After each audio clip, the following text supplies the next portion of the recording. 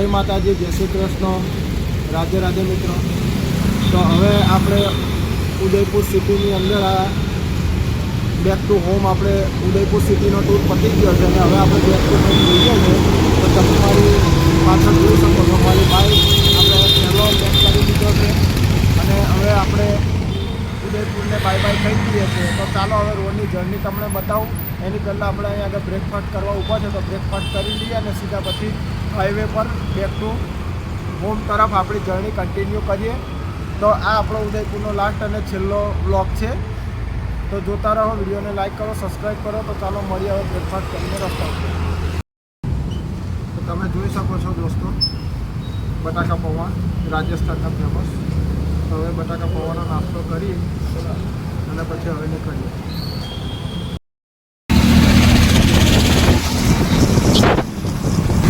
તો તમે જોઈ શકો છો દોસ્તો, ઉદયપુરથી Gujarat state highway national highway આવી ગયો। નેશનલ હાઈવે નંબર 48 આવી ગયો છે। તો હવે આપણે નેશનલ હાઈવે નંબર 48 પકડી લઈએ અને સીધા ગુજરાત તરફ આગળ વધીએ। તો ચાલો મળીએ, વ્યૂ જોતા જોતા રસ્તામાં આગળ વધીએ।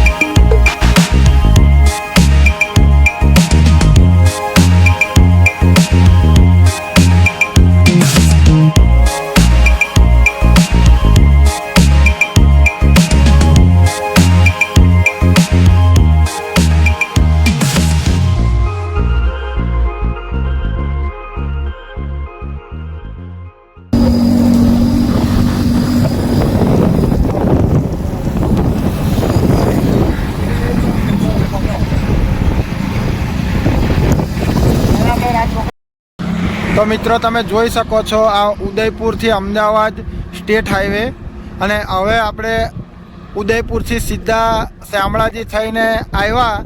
એમાં કોઈ જગ્યાએ ક્યાંય વળવાનું નથી, ઉદયપુરથી સીધો આ સ્ટેટ હાઈવે છે।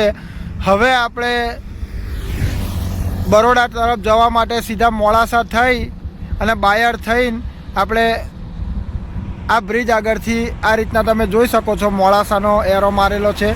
સીધું હિંમતનગર નીકળી જવાય છે અને અમદાવાદ નીકળી જવાય છે।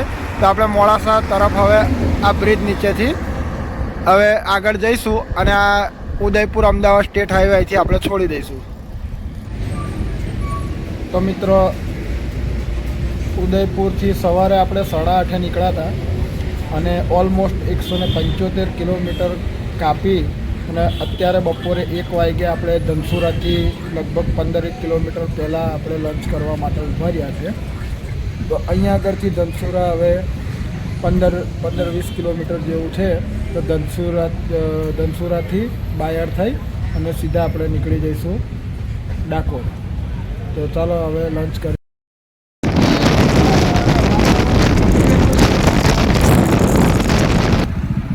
જતા આપણે આ દર્શન હોટલ બતાવી હતી અને અત્યારે અમે સ્કીપ કરી રહ્યા છીએ ડાકોર તરફ આગળ વધીએ। તો દોસ્તો સમય થઈ ગયો છે 3:15 અને અમે અત્યારે બાયડથી આગળ ડેમાઈ થઈને બારોલ પાસે પહોંચી ગયા છે, પણ વચ્ચે વરસાદ તમે વરસાદ છે તે ઉદયપુરથી આવતા ક્યાંય વરસાદ નથી નડ્યો, અને બાયડ પછી જે કાંઈ વરસાદ ચાલુ થયો છે જે તમે જોઈ શકો છો. થોડે લગીન તો અમે ગાડી ખેંચી લીધી, જો કે અમારી પાસે રેનકોટ હતા જ, પ્રોપર 3 જણા પાસે રેનકોટ હતા, પણ છતાંય રેનકોટ પહેર્યા પછી પણ હિંમત ના ચાલી એટલે રસ્તામાં ઊભા રહી ગયા અમે. તો તમે જોઈ શકો છો વરસાદ ક્યાંક ધીરો પડે ને પછી આગળ આપણે વધશું. ત્યાં લગીને આપણે વચમાં આશીર્વાદ હોટલ આવે છે બારોલ આગળ, તો ત્યાં આપણે ઊભા રહ્યા છે. સુપ્રભાત મિત્રો, તો તમે જોઈ શકો છો આપણે ઉદયપુર ટ્રીપનો આ છેલ્લો દિવસ અને 7મો દિવસ છે. તો ગઈકાલે આપણે 5 વાગે ઠાસરા પહોંચી ગયા હતા. હવે ઠાસરાથી ડાકોર લગભગ 8 થી 9 કિલોમીટર જેટલું છે. તો હવે ડાકોર તમને દર્શન મંદિરના કરાવી અને પછી સીધા આપણે ઘર તરફ જઈશું. તો ડાકોર મંદિરના દર્શન કરાવીશું, બ્રેકફાસ્ટ તમને બતાવીશું આજના વિડીયોની અંદર, અને પછી સીધા ઘરની જર્ની બતાવી અને ઘેરે આપણે આ વ્લોગને એન્ડ કરી દઈશું. તો ઓલમોસ્ટ ઉદયપુર આપણે 24 તારીખે સવારમાં 5 વાગે ઘેરેથી નીકળ્યા હતા, અને આજે એટલે કે 31 તારીખે બપોર સુધીમાં 12-1 વાગ્યા સુધીમાં આપણે આ જર્નીને એન્ડ કરી અને ઘેરે પહોંચી જઈશું. તો એની પહેલાં તમને આ 7મા દિવસની 5મી હોટલ, આમ તો ગેસ્ટ હાઉસ છે, ખાલી નાઇટ રોકાવા માટે કાલે 5 વાગ્યા પછી જ આપણે અહીં આગળ આવ્યા હતા. તો એની પણ તમને રૂમ ટૂર આપી દઉં. આ રીતના કંઈક રૂમ હતો ઠાસરા ગેસ્ટ હાઉસનો, અહીંયા આપણે નાઇટ રોકાયા હતા. તો ચાલો હવે આપણે મળીએ બ્રેકફાસ્ટ અને પછી ડાકોર મંદિરે.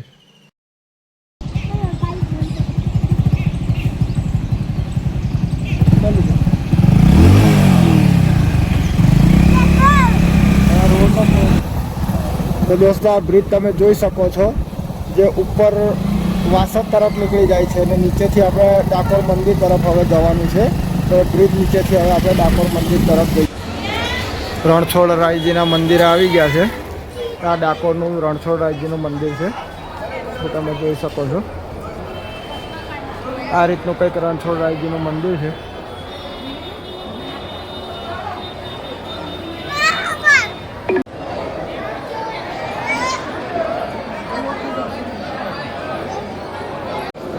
આ રીતના રણછોડરાયજીનું મંદિર છે. ગેટ બંધ છે ભગવાનના, દ્વાર ખોલવાની તૈયારી છે. બધા ભક્તો દર્શનમાં ઊભા રહ્યા છે.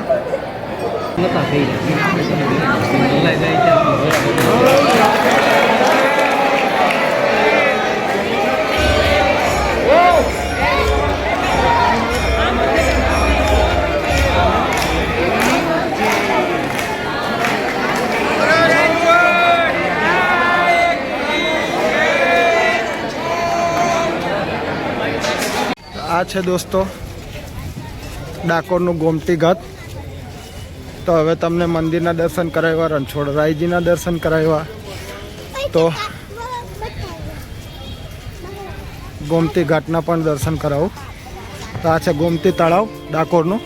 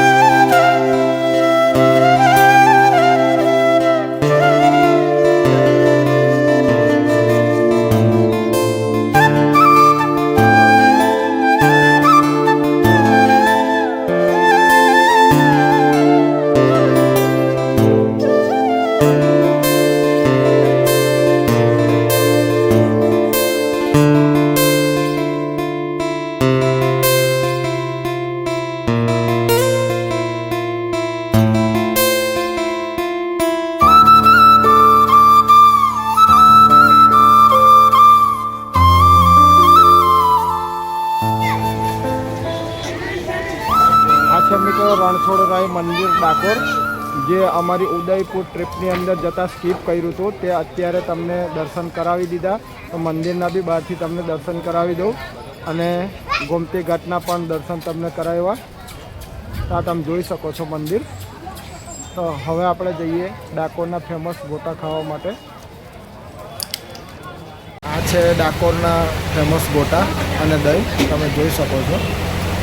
તો ડાકોરમાં આવ્યા અને ગોટા ના ખાધા તો પછી શું ડાકોરમાં તમે ખાઈ રહ્યો એ રીતનું છે. તો ડાકોરના ફેમસ ગોટા છે જે તમે જોઈ શકો.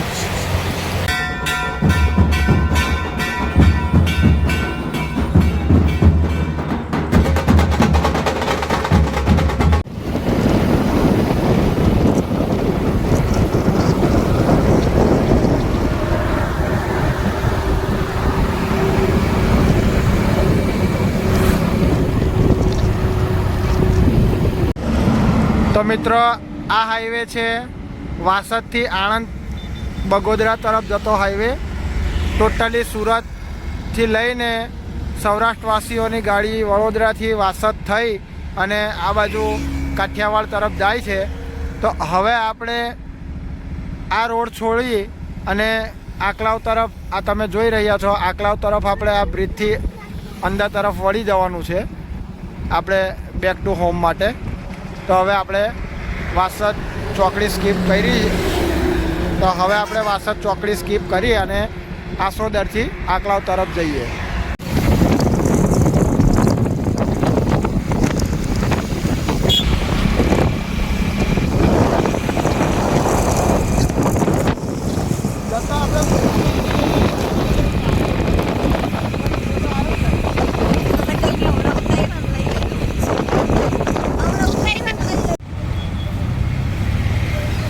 તમે જોઈ શકો છો મિત્ર, વઘારેલી ખીચડી અને છાશ.